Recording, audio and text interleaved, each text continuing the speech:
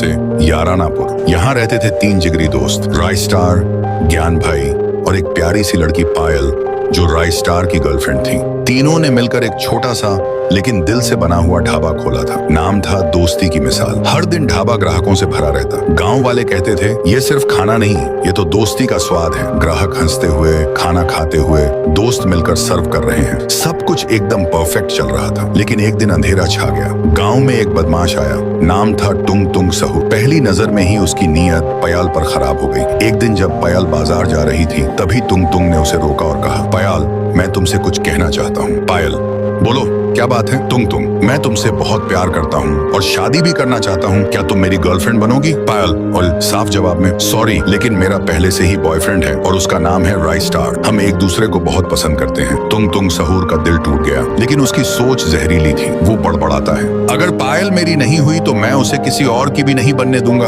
उसने एक शैतानी प्लान बनाया। अगले दिन रात को ढाबे का काम खत्म हो चुका था। राय स्टार ने कहा, पायल मैं घर जा रहा हूँ, तुम और ज्ञान भाई ढाबा बंद करके आ जाना। राय स्टार चला गया। पायल और ज्ञान भाई ढाबे का काम समेटने लगे। तभी टुंग टुंग सहूर ने एक मौका देखा।